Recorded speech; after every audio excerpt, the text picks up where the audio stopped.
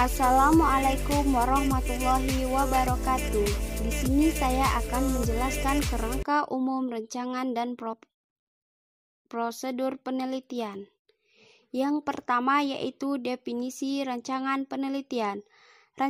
Rencana penelitian atau rancangan penelitian didefinisikan sebagai sketsa atau kerangka kerja khusus yang dirancang oleh para peneliti yang menggambarkan secara umum dan proses penelitian.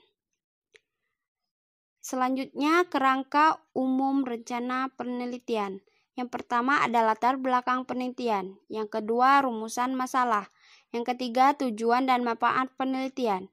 Yang keempat, studi literatur. Yang kelima, hipotesa. Yang keenam, populasi dan sampel. Yang ketujuh, variabel atau batas konseptual. Yang kedelapan, metode pengumpulan data. Yang kesembilan, metode analisis data. Dan yang terakhir, pembuatan laporan.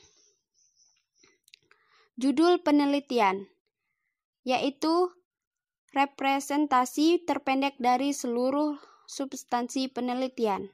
Latar belakang penelitian, yang pertama yaitu fenomena. Yang kedua, temuan terdahulu atau relevan. Yang ketiga, teori pendukung. Yang keempat, target penelitian. Yang kelima, fokus umum penelitian, topik atau judul. Perumusan masalah. Kasus yang akan diselidiki, landasan atau petunjuk bagi peneliti untuk memperoleh data yang sesuai topik peneliti.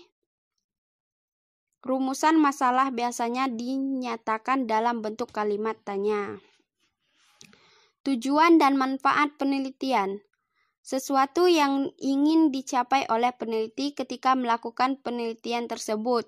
Tujuan harus lebih spesifik atau konkret dibandingkan dengan perumusan masalah yang masih bersifat abstrak. Yang pertama, menjajaki. Yang kedua, menguraikan. Yang ketiga, menerangkan. Yang keempat, membuktikan. Yang kelima, menerapkan gejala atau konsep atau dugaan. Dan yang terakhir, membuat prototip. Selanjutnya, studi literatur, yaitu mencari teori dari informasi yang berkaitan dengan masalah yang diteliti. Yang pertama, mutakhir, relevan, asli. Yang kedua, penyusun kerangka atau konsep yang akan digunakan. Yang ketiga, termasuk publikasi primer, buku ajar bukan pustaka primer. Yang keempat, yang utama, keprimeran dan kebaruan, bukan jumlah. Dan yang terakhir, tidak harus mengutip tetapi mengulas. Hipotesa, jawaban sementara, akan diuji kebenarannya secara empiris, yaitu berupa pertanyaan atau pernyataan, dirumuskan secara jelas dan padat yang didasarkan kepada kerangka pikiran. Rumusan simpulan hasil telaah pustaka. Dapat tentang hubungan atau perbedaan.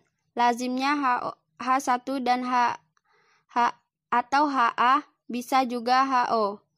Penelitian deskriptif, penelitian rancangan bangunan, tidak memerlukan hipotesis. Dan yang terakhir, manfaat penelitian.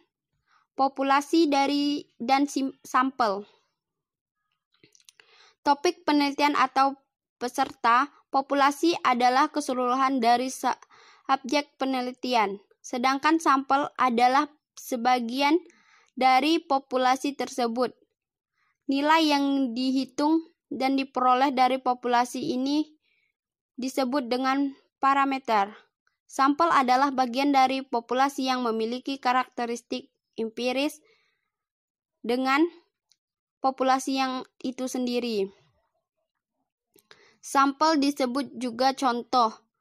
Nilai hitung yang diperoleh oleh sampel inilah yang disebut dengan statistik. Variabel atau batas konseptual, yaitu semua ciri atau faktor yang dapat menyebabkan adanya variasi, klarifikasi, sebab, penghubung atau intervening, akibat atau tergantung, bebas, moderator, kontrol random. Random control. Variabel atau batas konseptual. Variabel penelitian yaitu yang pertama, variabel bebas atau independen, faktor yang memiliki pokok masalah. Variabel penghubung atau intervening tidak dapat diamati langsung tetapi hasilnya dapat diamati. Variabel tergantung, dependent, variabel yang tergantung dari variabel bebas, variabel random, variabel sebab yang diabaikan pengaruhnya. Variabel moderator, variabel terpenting tapi tidak diutamakan. Variabel kendali, variabel yang dikendalikan atau dibuat sama. Metode pengumpulan data yaitu metode pengumpulan data yang diterapkan harus dapat menanggapi rumusan masalah. Yang pertama, penentuan variabel. Yang kedua, penentuan instrumen penelitian. Yang ketiga, penentuan sampel. Yang keempat, penentuan pengumpulan data. Dan yang terakhir, analisis data. Metode pengumpulan data menentukan sumber data. Data hasil pencatatan baik berupa angka maupun fakta. Sifat variabel subjek penelitian dari mana data dapat diperoleh. Contohnya penelitian yang diamati pertumbuhan jagung. Sumber datanya adalah tanaman jagung. Penelitian yang menggunakan teknik wawancara. Sumber datanya adalah respon. Yang pertama person, kedua flies, yang ketiga paper. Berdasarkan wilayah sumber data, penelitian populasi, penelitian sampel, dan penelitian kasus. Metode pengumpulan data. Pengumpulan data. Yang pertama, pengumpulan data mengamati variabel yang diteliti. Yang kedua, pengumpulan data perlu latihan untuk memahami dan mempelajari instrumen dan memahami cara penggunaan, praktek penggunaan instrumen. Dan yang terakhir, metode pengumpulan data, yaitu metode pengamatan langsung, metode penggunaan pertanyaan, dan metode khusus. Pembuatan laporan, yaitu kerangka kerja akhir dari desain penelitian adalah pembuatan laporan. Penyusunan laporan penelitian disesuaikan dengan penelitian yang dilakukan. Adapun contoh kerangka penelitian kuantitatif. Yang bab pertama pendahuluan yaitu yang pertama latar belakang masalah, rumusan masalah, tujuan masalah, dan manfaat penelitian. Bab kedua kajian pustaka. Yang pertama itu kajian teori, penelitian relevan, kerangka berpikir, dan yang terakhir hipotesis. Bab keempat metode penelitian yaitu tempat dan waktu penelitian, rencana penelitian, populasi dan sampel, teknik pengambilan sampel, pengumpulan data, teknik analisis data, pengujian hipotesis. Dan contoh kerangka penelitian kualitatif. Yaitu bab pertama pendahuluan. Yang pertama latar belakang masalah, rumusan masalah, tujuan masalah, manfaat penelitian. Bab kedua kajian pustaka, yaitu kajian teori, penelitian relevan, dan yang terakhir kerangka berpikir. Bab ketiga metode penelitiannya. Yang pertama yaitu tempat dan waktu penelitian, jenis penelitian, sumber data, teknik pengumpulan data, dan teknik analisis data. Adapun prosedur penelitian, yaitu pengertian prosedur penelitian.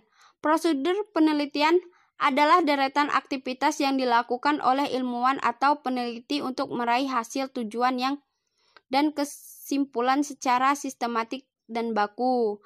Merupakan langkah atau metode kegiatan yang merampungkan suatu aktivitas, lebih tepatnya metode yang pasti untuk mendapat solusi dari sebuah masalah atau penelitian. Langkah prosedur penelitian. Yang pertama yaitu dilakukan pencarian awal untuk informasi.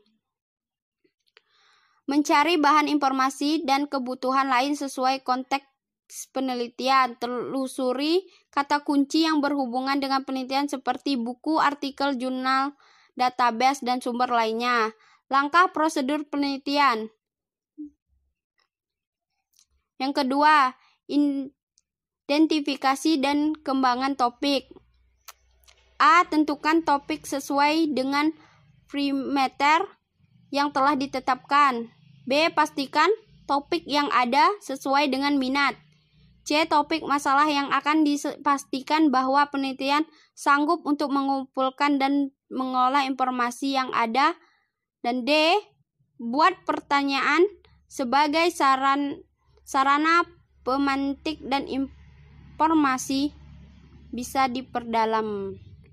Langkah prosedur penelitian yang ketiga, formulasi atau rumusan masalah penelitian. Yang pertama, menjabarkan latar belakang masalah penelitian. Yang kedua, memformulasikan inti permasalahan. Yang ketiga, merumuskan permasalahan secara umum. Yang keempat, menjabarkan tujuan penelitian. Yang kelima, mengaturkan kegunaan penelitian. Langkah prosedur penelitian yang keempat, yaitu perumusan kerangka teoritik. Yang pertama, memeriksa kepustakaan atau melihat penelitian terdahulu. Yang ketiga, menginterpretasikan indikator dan variabel. Yang ketiga, mengelaborasi kerangka teoritik.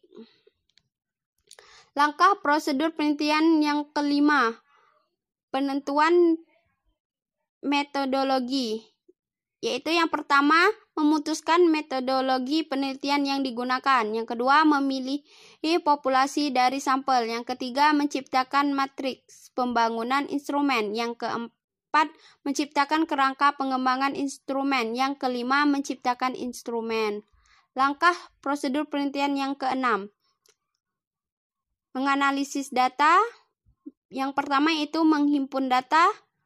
Yang kedua, mengatur data. Yang ketiga, menciptakan strategi analisis data. Yang keempat, menganalisis data. Dan yang kelima, menginterpretasikan data. Langkah prosedur penelitian yang ketujuh, yaitu kesimpulan, membuat kesimpulan dan membuat laporan. Terima kasih.